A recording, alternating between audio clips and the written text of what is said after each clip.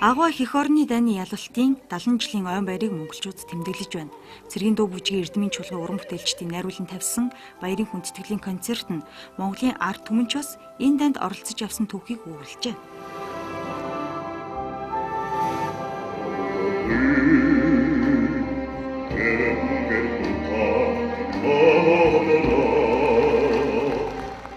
Үзэгчдийн дийлэнх нь дэлхийн 2 дугаар дайнтай амьдралын нэг хэсэг дурсамж нь холбогдсон Ахмад дайчид тэрчлээ үг эцгээ энхүүтэн дайнд алдсан Орос улсын иргэд байв.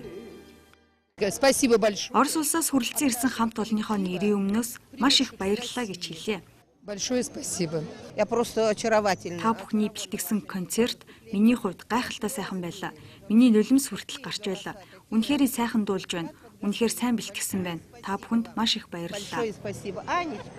Хүмүүс бүгд л талархалтай баяртай байна. Монголчуудад халуун мэнд хүргэе. Түнчлэн энд ажиллаж амьдарч байсан эх орон нэгтнүүдтэй халуун мэндийг хүргэж байна. Дэлхийн 2 дугаар дайн эхлэхэд Монгол улсад ажиллаж амьдарч байсан Орос иргэдийн 5,000 гаруй нь эх орныхон дуудлагаар фронт руу зэрэг татагдчихэ. Харамсалтай нь хагас нь эргэж ирээгүй тулалдаанд амьэрсцэн байна. Тэдний гигэн дурсгалд зориулж нэрийг мөнхөлсөн самбарыг ялалтын 70 жилийн ойн баярыг тохиолдуулан бүтээжээ.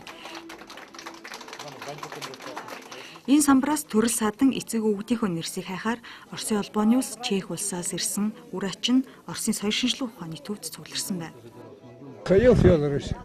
Миний эцэг Григори энэ байна. 1920 онд төрсэн хүн байгаа юм.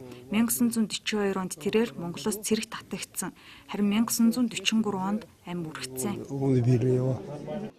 Виктор Михайлович Сэлэнг аймагт төржээ. Тэрээр аавынхаа дурсгалыг хүндэтгэхээр Оросын холбооны улсын Сайнагарскотын Хагасия тосгоноос ирсэн байна.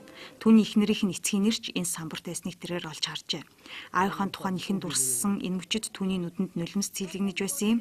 Ганц Михайлович ч биш, дайны хүнд жилүүдэд хүүхэд настай үдсэн азаа буурлууд нойтон сормостой байлаа.